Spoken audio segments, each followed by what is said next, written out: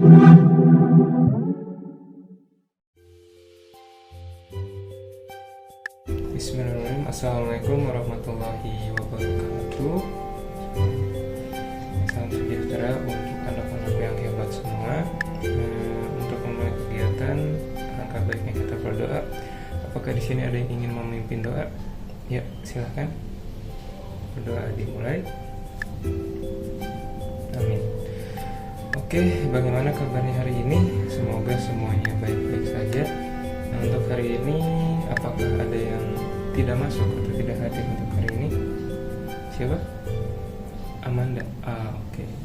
Baik, mari kita doakan semoga Amanda cepat sehat kembali dan dapat bergabung dengan kita untuk melakukan pembelajaran. Nah, oke, untuk hari ini saya melihat ruangannya cukup rapih dan bersih, tidak ada sampah yang berserakan. Itu menjadi poin plus buat kelas ini tentunya, dimana ini tuh akan berdampak positif bagi kita dalam pembelajaran hari ini. Oke, untuk pembelajaran hari ini kita akan membahas mengenai teknologi informasi dan komunikasi. Nah, lebih detailnya itu mengenai pengenalan antarmuka pengguna atau pengenalan user interface. Nah, tapi sebelum masuk ke materi itu, saya ingin tahu dulu nih mengenai materi yang sebelumnya, seberapa paham, seberapa kalian ingat mengenai materi yang sebelumnya. Nah, oke, apakah ada yang ingin mencoba untuk materi sebelumnya itu mengenai apa? Ya, silahkan. Oke, bagus jawabannya. Ya, jadi benar, untuk materi yang sebelumnya itu salah satunya itu mengenai berpikir komputasional, yaitu mengenai pola. Nah, dimana untuk pola ini merupakan sebuah bentuk atau struktur yang tetap. Nah, dimana terkadang itu tuh kita terapkan dalam kehidupan sehari-hari, seperti melakukan berbagai macam pekerjaan. Biasanya kita diharuskan mengikuti suatu pola dalam bentuk misalnya aturan. Misalnya dalam aturan bekerja ada aturan yang runtut dari A sampai Z. Misalnya untuk dalam kelas ini pun misalnya ada aturan, nah itu pun harus diikuti. Nah, itu bisa disebut sebagai pola. Nah, oke, adapun untuk tujuan pembelajaran kali ini itu ada 3 poin. Yang pertama, mendefinisikan pengertian dari antarmuka pengguna. Nah, jadi definisi atau pengertian antarmuka itu apa? Jadi kalian setelah pembelajaran hari ini itu tahu itu antarmuka itu apa. Kemudian yang kedua itu mampu mengenali pola dari interaksi dengan perangkat. Nah, jadi biasanya untuk perangkat kita pada saat berinteraksi dengan perangkat itu pola interaksinya seperti apa. Misalnya untuk handphone itu pola interaksinya kita menggunakan atau sering menggunakan aplikasi apa. Untuk laptop itu polanya menggunakannya itu seperti apa dan sebagainya. Nah, yang ketiga itu mengidentifikasikan objek-objek atau simbol yang ada pada antarmuka pengguna. Nah, untuk contoh simbolnya misalnya di HP kalian itu ada icon home, untuk misalnya ada tanda bulat, terus ada icon tab yang kalian buka, ada item back dan sebagainya. Nah, itu disebut objek-objek atau simbol-simbol yang ada pada antarmuka pengguna. Pelajaran hari ini kita akan praktik. Jadi metode pembelajaran hari ini itu praktik.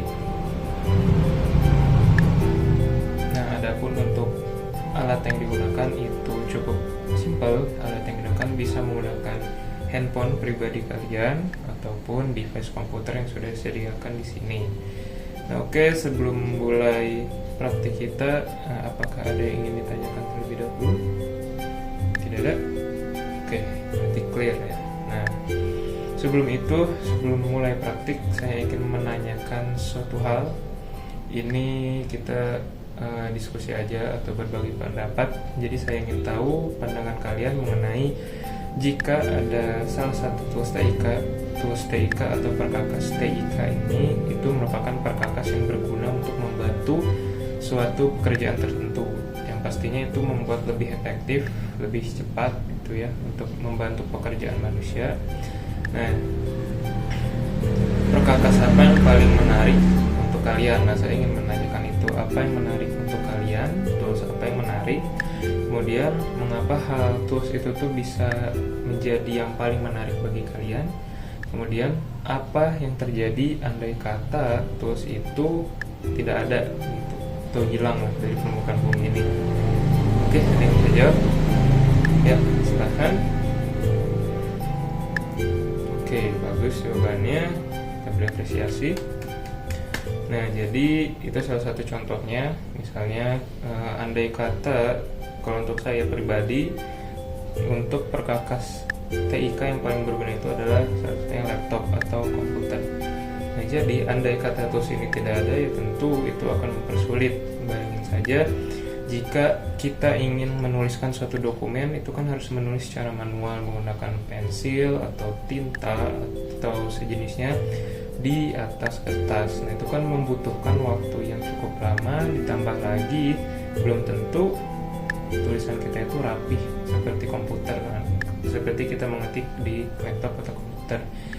Nah, hal itu yang membuat tools laptop ini salah satu hal yang membuat paling menarik bagi saya. Nah, oke, adapun yang pertanyaan lainnya, saya ingin menanyakan, ingin mengetahui dulu pemahaman kalian mengenai perangkat TIK.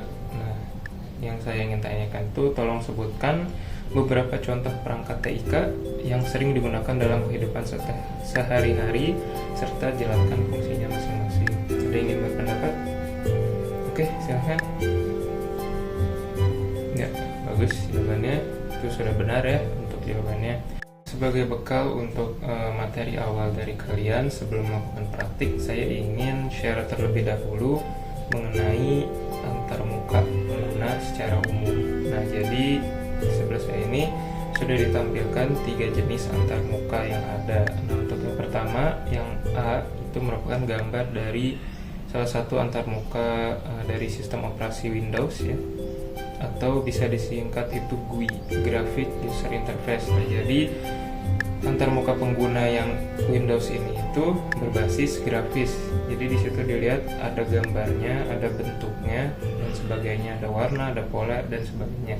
Nah, itu yang disebut dengan GUI atau Graphic User Interface. Jadi berbasis grafis. Nah, adapun yang di sebelahnya yang berwarna hitam dan juga putih, nah itu tuh yang B ya, yaitu adalah CLI atau Command Line Interface. Nah, jadi berbasis command line. Apa sih command line itu? Ada yang tahu sebelumnya command line? Oke, akan saya kasih tahu. Untuk command line itu jadi itu hanya berbasis teks dan juga perintah. Nah, untuk contohnya misalnya saya ingin membuat suatu directory, atau kalau dalam yang kita kenal itu suatu folder. Nah, itu ada komennya, ada perintahnya yang harus diketikkan. Contohnya make directory atau disingkat mkdir spasi, nah nama directory misalnya pembelajaran informatika, enter. Nah, maka itu akan langsung membuat directory atau folder pembelajaran informatika. Nah, bedanya dengan GUI, kalau CLI itu kita nggak tahu nih bentuk folder itu seperti apa, gambar folder itu seperti apa. Jadi kita hanya tahu ketika kita melis isi directory, oh ternyata di sini ada file yang namanya atau folder yang namanya pembelajaran informatika. Jadi hanya bertuliskan teks jadi situ. Misalnya pembelajaran informatika, nama filenya .ekstensinya txt. Jadi itu folder teks. Nah, bedanya dengan grafis, kita bisa ngelihat di dalam folder ketika di enter atau diklik 2 kali itu akan muncul, oh di dalam folder ada file. Nah, bentuknya itu kotak. Nah, di bawahnya ada namanya pembelajaran informatika.txt. Nah, itu yang membedakan yang berbasis grafis dengan berbasis command line. Nah, untuk kalian lebih prefer atau lebih enak yang mana untuk user interface-nya? Pasti saya jamin kalian lebih nyaman yang grafis karena itu lebih visual, ada gitu bentuknya. Kalau yang command line sedikit abstrak tapi ada kekurangan dan kelebihannya. Nah, yang selanjutnya yang C yang bawah itu kalian udah sedikit familiar belum? Itu kan ada Google Assistant, ada Bixby, Siri dan sebagainya. Nah, itu interface atau antarmuka pengguna. Nah, itu tuh berbasis voice atau suara. Kalian sering coba kan atau sering dengar mengenai Google Assistant misalnya misalnya oke Google, misalnya cuaca hari ini bagaimana, atau oke Google, tolong cari pengertian mengenai ini. Nah, nanti misalnya Google akan ngejawab, untuk cuaca hari ini cerah dengan derajat sekian-sekian, atau misalnya kalau lagi hujan, maka biasanya ada saran dari Google Assistant itu, tolong persiapkan misalnya membawa payung, memakai jas hujan, dan sebagainya. Nah oke, untuk selanjutnya saya akan membagikan lembar kertas kerja. Nah itu untuk praktek kita hari ini. Tapi sebelum itu ada yang ingin ditanyakan dulu gak mengenai antarmuka yang sudah saya jelaskan sebelumnya? Oke, sejauh ini aman. Oke, good. Untuk selanjutnya kita akan mengisi lembar kerja atau untuk praktek. Nah jadi di lembar kerja ini seperti ini. Nah untuk hari ini untuk prakteknya kita menggunakan tampilan antarmuka dari aplikasi kalkulator. Kenapa kalkulator? Pertama, kalian udah familiar, mau dari kalkulator yang hardware-nya atau ada perangkat aslinya kalian pegang, kalian kan udah sering untuk megang kalkulator. Kemudian ini adalah bentuk virtual kalkulatornya, jadi dari bentuk aplikasi. Nah saya rasa kalian udah cukup familiar. Nah jadi saya tujuannya itu untuk hanya mengenalkan apa itu antarmuka. Jadi biar kalian tahu kenapa sih harus belajar antarmuka. Nah kenapa harus begini begitu. Nah saya menggunakan contoh yang sederhana, aplikasi kalkulator. Oke, nah jadi di lembar kerja itu ada dua tabel. Untuk tabel yang pertama ini tuh kalian isikan ekspresinya, dari hasil ekspresi itu seperti apa. Misal untuk yang pertama 2 ditambah 2 dan sebagainya, kan itu ada penjumlahan. Nah kalian ketikkan di kalkulator itu, pencet misalnya 2, pencet 2, 6, pencet 6, dan seterusnya, sesuaikan, kali tambah bagi, dipencet.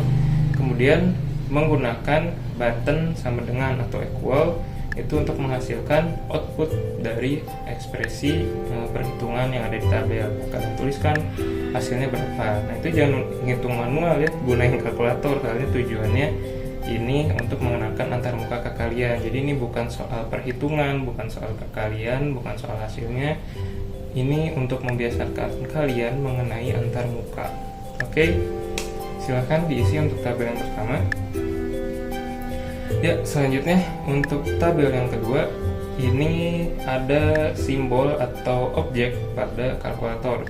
Untuk contohnya di situ ada tanda tambah, ada plus, kemudian kurang, ada bagi, kali, sama dengan. Nah, saya ingin kalian tuh explore apa sih kegunaan dari button-button atau simbol-simbol yang ada di kalkulator itu. Nah, kemudian isi di tabel 2 itu ada ya. Nah, isi apa kegunaan dari simbol-simbol itu. Oke, sepertinya kita sudah berada di ujung pembelajaran. Untuk itu saya ingin, apakah ada satu orang yang ingin menyimpulkan materi pembelajaran kita hari ini? Ada? Mengenai pengenalan antarmuka pengguna? Oke, boleh, silakan. Oke, good. Apakah ada yang ingin melengkapi atau menambahkan untuk kesimpulan hari ini? Silakan. Ya, silakan. Oke, kedua-duanya benar dan saling melengkapi. Nah, mungkin itu untuk materi kita hari ini. Baik untuk anak-anak sekalian, untuk mengetahui kemampuan tadi selama pembelajaran, untuk mengetahui ingatan serta pemahaman kalian, silahkan masuk ke quizzes. Nah, itu untuk melakukan post test yang sudah saya sediakan. Samping ini untuk quiznya, silahkan diisi dan silahkan dikerjakan. Boleh?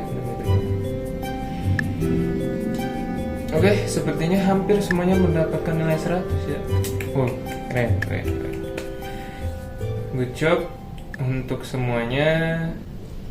Nah, oke, untuk karena sudah berada di ujung pembelajaran, untuk minggu depan silahkan persiapkan serta pelajari mengenai materi selanjutnya, yaitu file dan folder.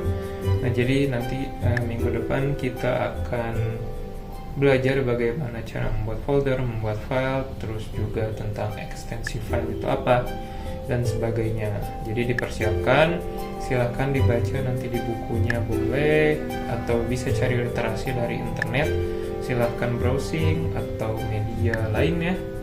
Nah, semoga pembelajaran hari ini bisa bermanfaat. Oke, untuk pembelajaran hari ini saya tutup pembelajaran dengan salam.